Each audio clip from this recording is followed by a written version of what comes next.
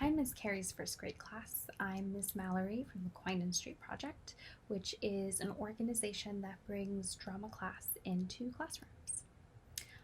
Again, Miss Carey's first grade class, you were reading The Day the Crayons Quit, and the first week that I saw you, I read it out loud, but I have a recording of me reading it out loud so that you can think about the story and listen to it as many times as you'd like. I just want to go over some things that we learned in that first class. So first of all, what is drama? If you know the answer, you are welcome to say it out loud now. What is drama? It's a very good answer. Drama. In this class, for drama class, we are going to learn how to tell stories. So drama is telling a story. A story could be a movie or a book. For drama class, it's usually a play. So yes, drama is learning how to tell stories. Now, what do we use to tell those stories, and who is telling those stories? Well, first of all, for drama, you are telling the story. And for drama class, you are an actor. You're an actor in everyday life. You are an actor in your own story. But actors, they can have other tools like costumes or props, things that you bring on stage, but you actually have 3 tools on you right now that can help you tell a story or even just act out your everyday life. So if you remember what those 3 tools are, what are those 3 tools?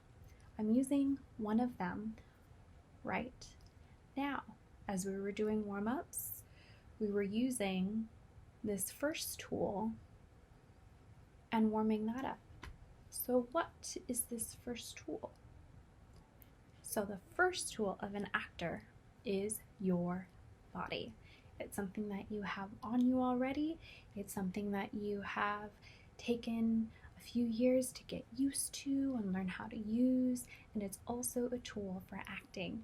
So you can use your body to tell a story. For example, you're telling a story with your face, with your eyebrows, with your eyes, maybe how your mouth is. If I look like this, I'm probably either confused or disappointed. If I look like this, my body is telling you that I am happy or joyful. So that is the first tool of an actor. So let's all do this together. The first tool of an actor is and let's say it out loud, your body. So pat your body, show us what that is. The first tool of an actor is your body. The second tool of an actor is something else that I've been using for the past 10 minutes or so. What am I using to tell you and to teach you? It's coming out of my mouth right now. You can say it out loud if you know the answer. What is the second tool of an actor? That's right, it's your voice. So your voice comes out of your mouth. You use that to tell stories every day. You tell your parents or guardian about your day at school or how you're feeling, and you're telling them your stories by using your voice. And if I sound like this, I'm probably really sad or upset, but if I sound like this, then I can be really excited, and that's how you can tell that I'm excited, is using my voice. Or if someone is yelling, maybe they're angry, but if someone is whispering, maybe they're trying to tell a secret. So that is how the voice is your second tool as an actor. Let's go over this again. The second tool of an actor is your voice. Go ahead and say it out loud and do this action every time. So the second tool of an actor is your voice. Now, the third tool is something that you can't see with your bare eyes. I mean, maybe, kind of, but it's not something that you can look at me and say, yeah, she's using that as a tool. It comes out of your head, and it helps you make decisions and tell stories, and it starts with an I. if you know the answer, feel free to say it out loud. This is the gesture for it. The third tool of an actor is your imagination. If you guys watch SpongeBob, then you know what I'm talking about. So the third tool of an actor is your imagination. Let's all do this together. Imagination. It's the third tool of an actor. And your imagination helps tell a story because you take what's in your head and what your version of a story is, and it brings it to life, right? So you wouldn't be able to tell a story or even hear a story if you didn't have that imagination, right? So if you were telling me about your day at school, I'm using my imagination to picture what it is that you're going through. Or it's your imagination. You're using your imagination to envision it, to see it in your head, to be able to make the words and use the body language to tell me the story. So your imagination can be used to write stories, to tell them out loud, maybe to draw, to sing, just to imagine anything. So a part of imagination is imagine. So it's what you see and hear. It's the creative side of your brain. So again, the third tool of an actor is your imagination. So the three tools of an actor are your body, your voice, and your imagination. Now, something that we are going to learn today, that was what we learned last time I saw you about a month ago. What we are going to learn today is what a tableau is, and that's Tableau. It's okay, don't have to worry about the spelling of it, but it should be tableau. And a tableau is a frozen picture of something. So if I were to give you a frozen picture of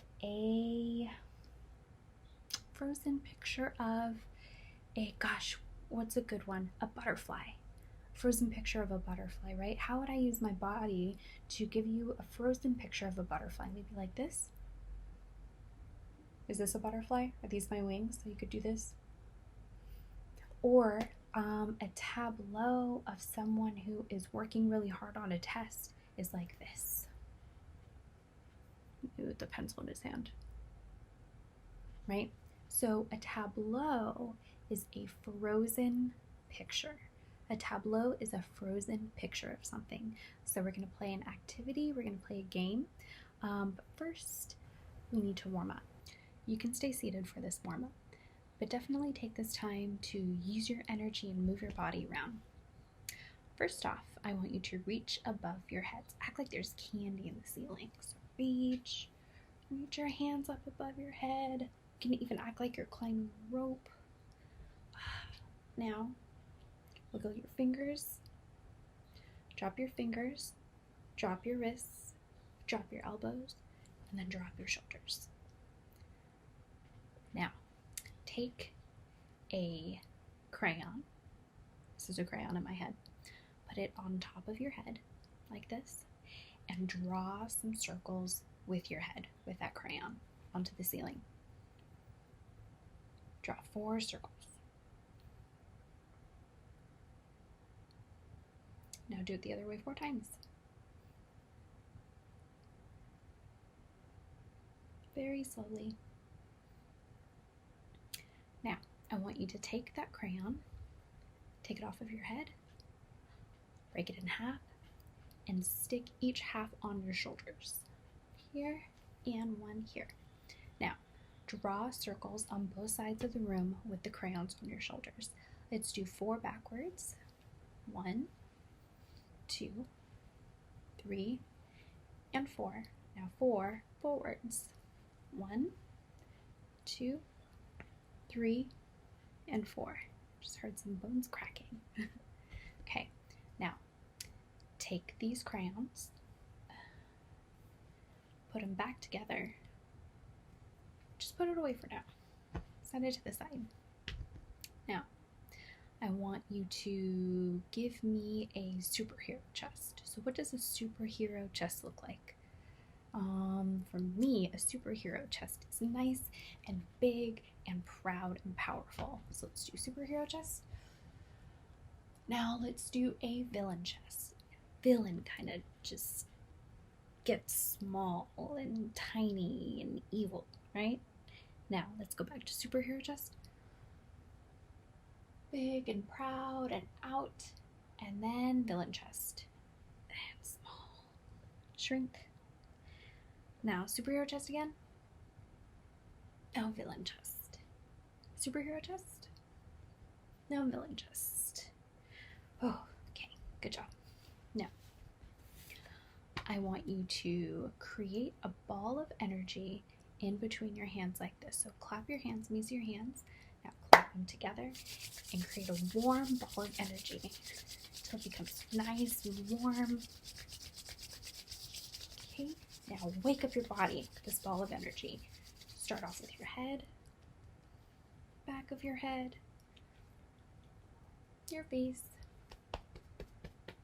your arms, shoulders. Let's go to your chest. Go like this. Ah. Now go to your belly and your back and your hips and your thighs. Now your legs and your calves, even to your feet.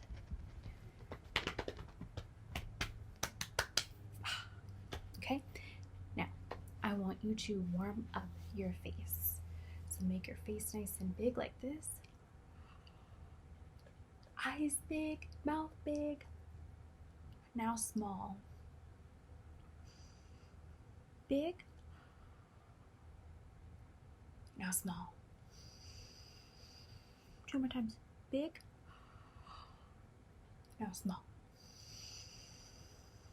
Big and small. Okay. Now we need to warm up our voices and our mouth. So first you're going to blow your lips out like a horse, but don't make any sound and don't make any vibrations with your mouth. You just go like this.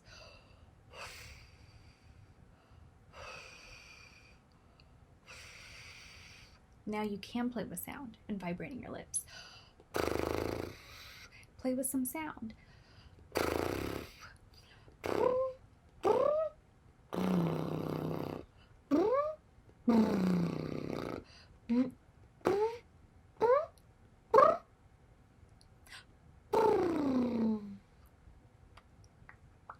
Okay, now let's go ahead and warm up our voices and this tool here, our face, our body, our mouths.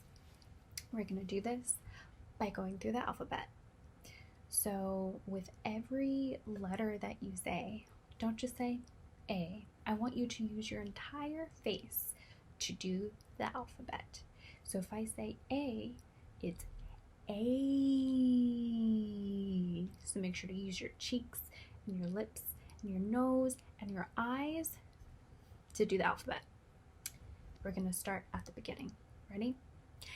A, B, C, D, E, F,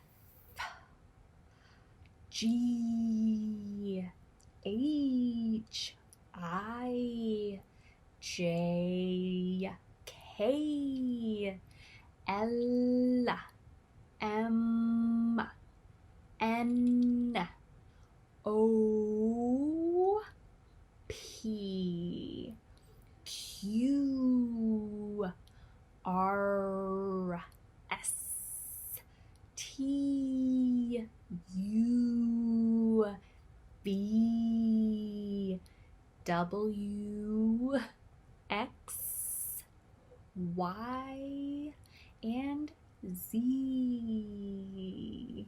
So hopefully your cheeks are all warmed up and loosened now. Now, let's get into some tongue twisters. I have a couple for you. If you know them on your own, you can do your own, but I'll start off with a couple. Unique, New York. You know you need unique New York. Now say it again with me. Unique New York. You know you need unique New York. I say it a little bit faster.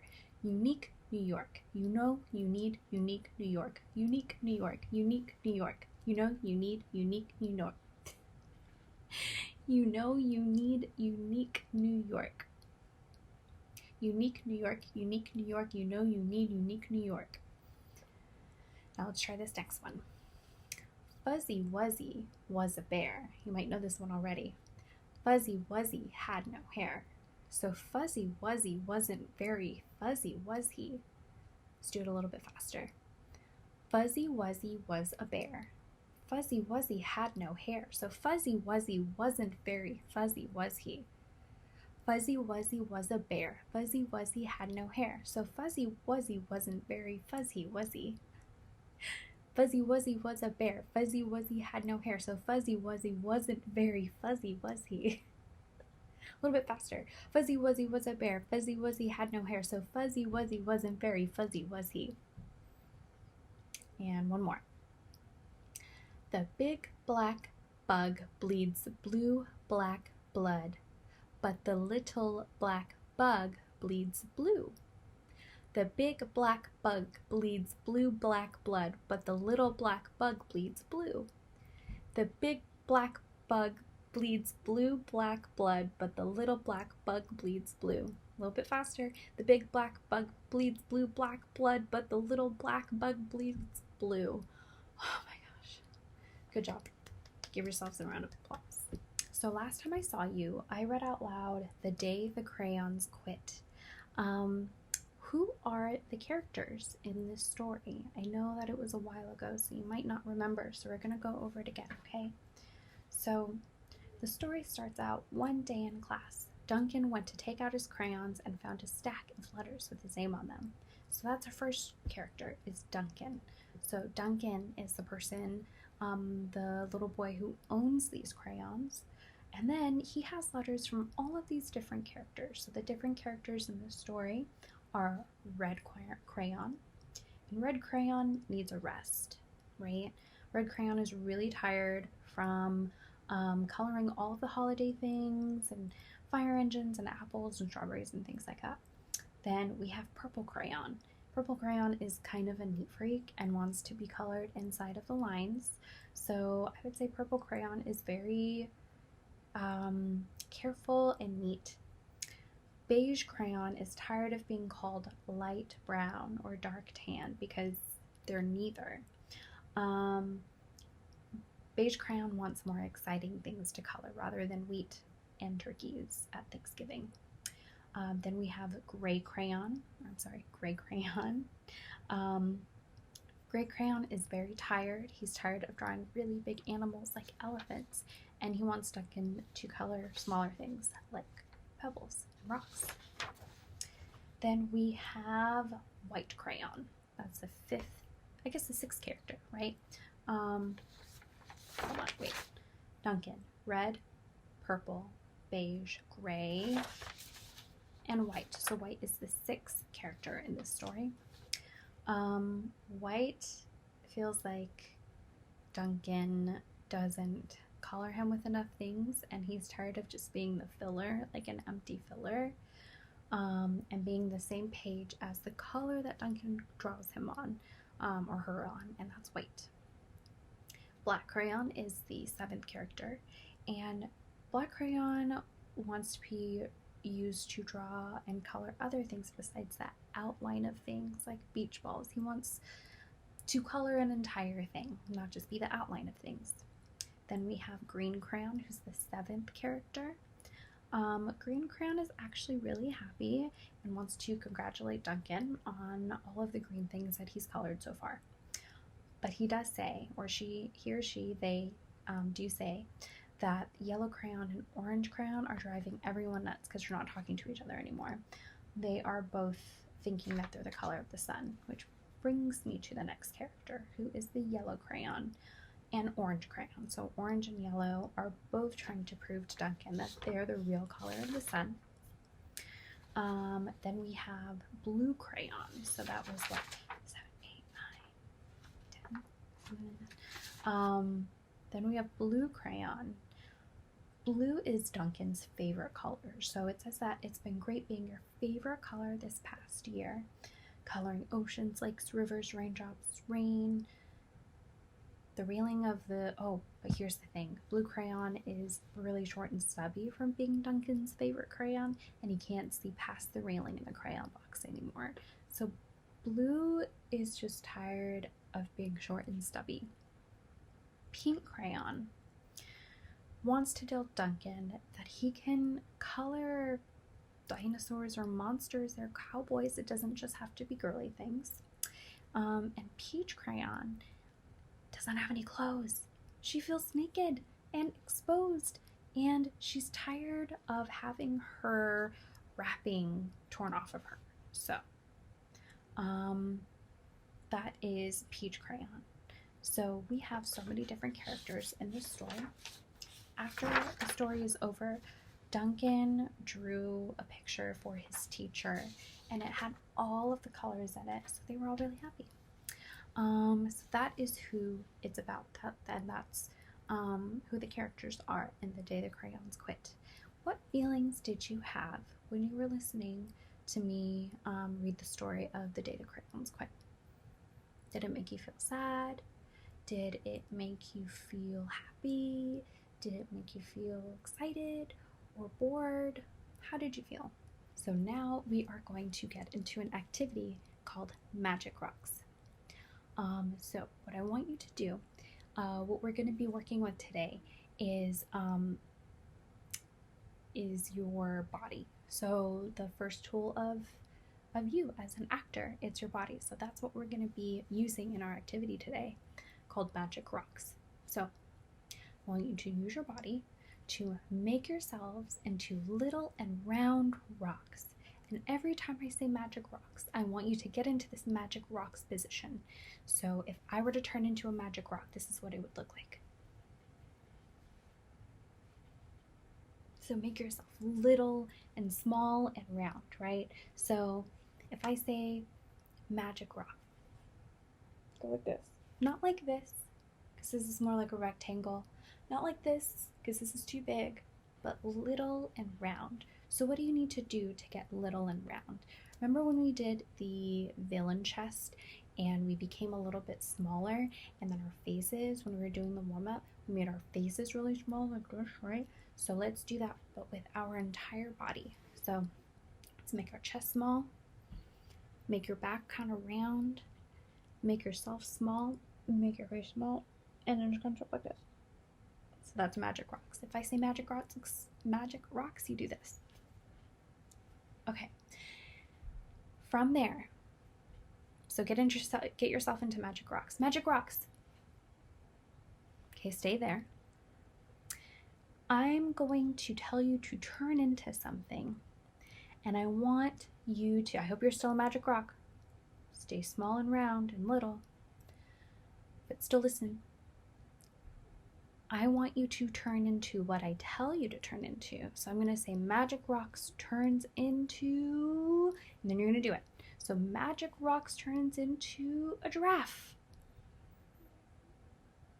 Show me your giraffe. What does a giraffe look like? So give me a tableau of a giraffe, a frozen picture of a giraffe. If I think of a giraffe, I think of something with a tall and long neck and stands very tall. So if I were to do a tableau of a giraffe, it might look like this. Right? Okay, now magic rocks. Stay there. Magic rock turns to a cat. No, give me a tableau of a cat. Give me a tableau of a cat. Okay, if I were a tableau of a cat, this might be what I look like.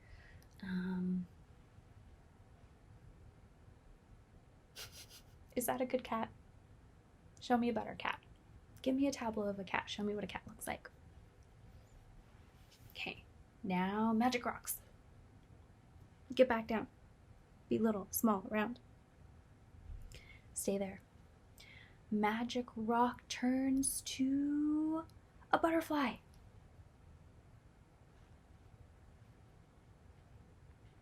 Show me your butterfly. Okay, magic rocks. Magic rocks turns to a basketball player. Show me a tableau of a basketball player. Show me. Are basketball players small and tiny and short? Do they keep in like this? Or are they tall and athletic and usually shooting into a basket or dribbling, right? So if I were a tableau of a basketball player, or if I was a magic rock that turned into a basketball player, it'd probably look like this.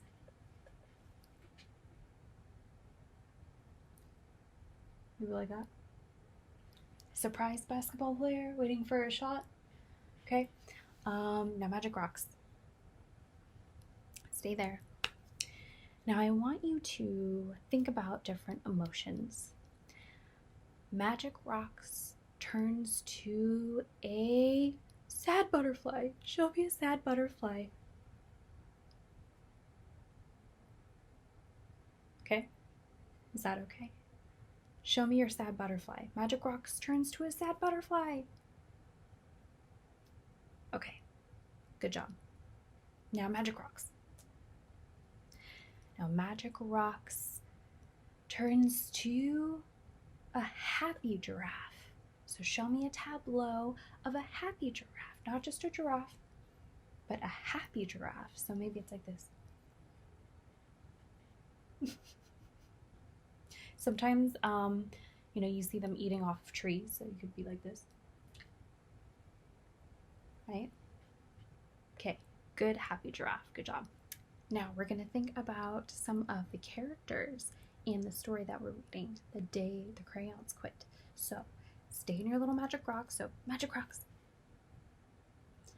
Stay there. Now magic rocks turns to green crayon. Remember, green crayon is happy but kind of worried about orange and yellow, okay? So give me a tableau. Magic rocks turns to green crayon. If I were green crayon, this is what I'd look like.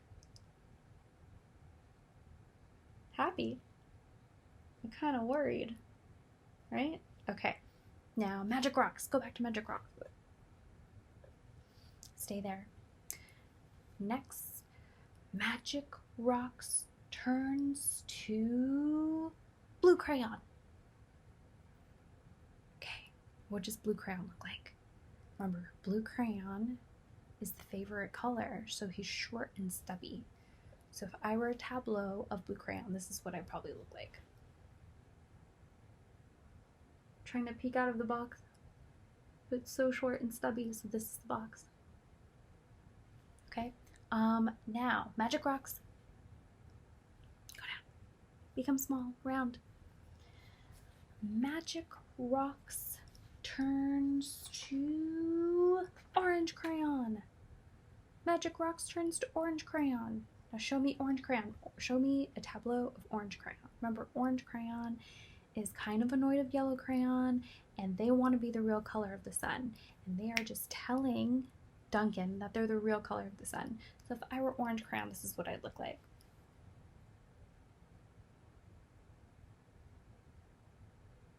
Right?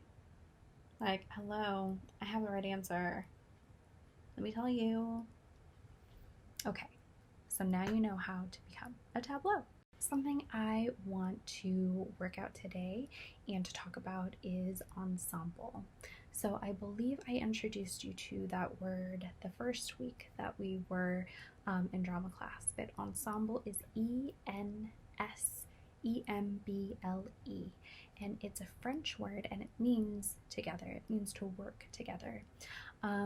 So let's think about some things that require working together in everyday life.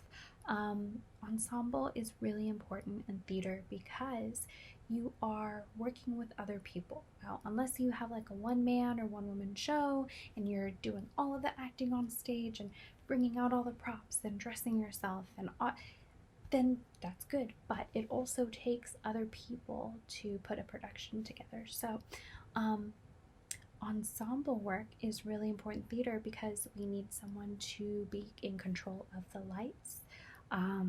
You can't run up to the light booth and the sound booth and then play the sound and then run back over to the stage and then act out and then do all of those things at once. You could if it was part of the performance, but for the most part, there's someone in the lighting and sound booth operating all of that. And then you have a director. You also have sometimes the playwright or the person who wrote the story is involved. You have all of the different actors on stage, so you have people to interact with and say your lines with, and it's that energy and you saying your lines together. That's what makes teamwork.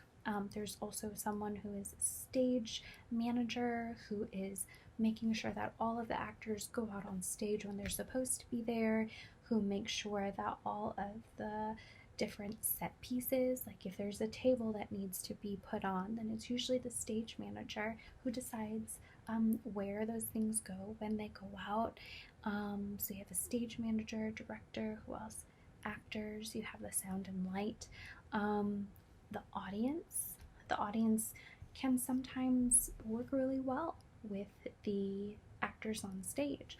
I've definitely been in plays before where I look out into the audience, and if I see someone like smiling or really, really into the show, it makes me feel better about being on stage and engaging with that audience member. So ensemble work is working together. Everyone works together to make drama real and to bring it to life. So let's think of some ensemble work, together, teamwork in everyday life. What are some professions or people that work in teams in everyday life? Tell me, what is one?